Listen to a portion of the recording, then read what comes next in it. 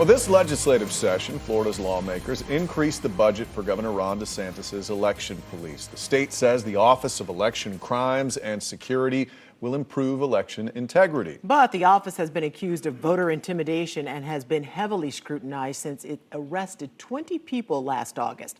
Investigator Lewis Bolden was the first to report on the arrest of Peter Washington. Lewis joins us now live in studio with the latest. Lewis. Well, Ginger, Washington's case is one of 6 that have been dismissed by local judges, but the state is appealing. He says the arrest for illegally voting turned his life upside down. And tonight, for the first time, we are also hearing from Washington's wife.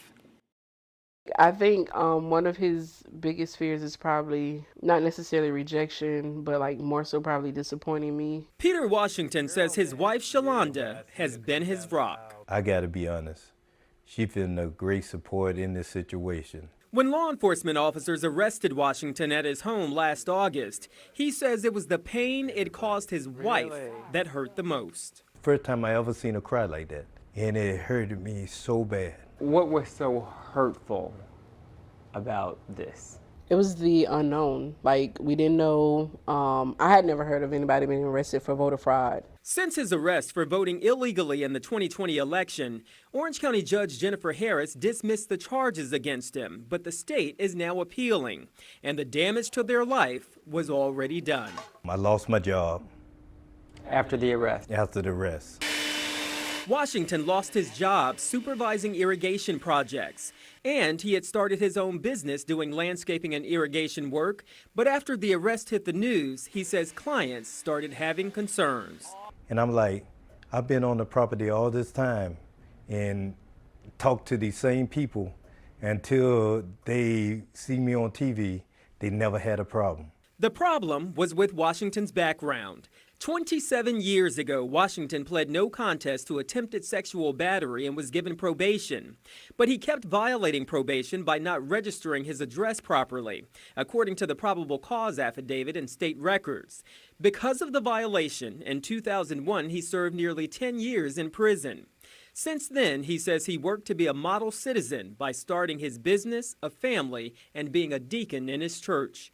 But the arrest last August brought it all back to the surface. When people see him, they just assume that he's this predator or he is that label, and that's not who he is. Washington and the 19 others arrested last August had all been convicted of murder or a felony sex crime, which disqualified them to vote. But they thought their rights had been restored by Amendment 4.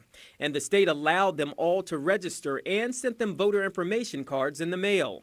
Washington and his wife say they are still picking up the pieces and remaining prayerful. I always tell him that I want him to be the best version of himself, like to reach his full potential and be the man that God called him to be. All I'm asking for a chance to live, for us to live, because it affect, even though it affect me, it affect her.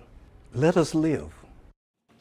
Now, what you've just seen is only part of my months-long investigation into the arrests. Photojournalist Corey Murray and I produced a new 3-part series called I Voted and Got Arrested about Washington's case. It is now on YouTube and on News 6 Plus.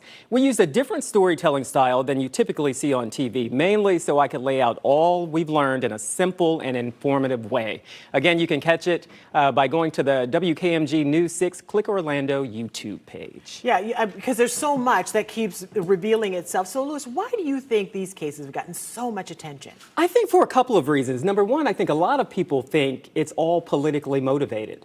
I mean, Peter Washington said he believes he is the governor's political pawn. One attorney called the arrest political theater, and it's why so many attorneys have come forward to represent the defendants pro bono, because they believe they should not be prosecuted. And so this is not going anywhere. Sure. We're going to continue to follow it. Yeah, but 23 million people in the state of Florida and 20 people Good point. caught in this. Yeah. Okay, Lewis. I did not know he lost his job. Yeah, he Yes. did. Yeah. It changed his life. That is a life changer. Yeah.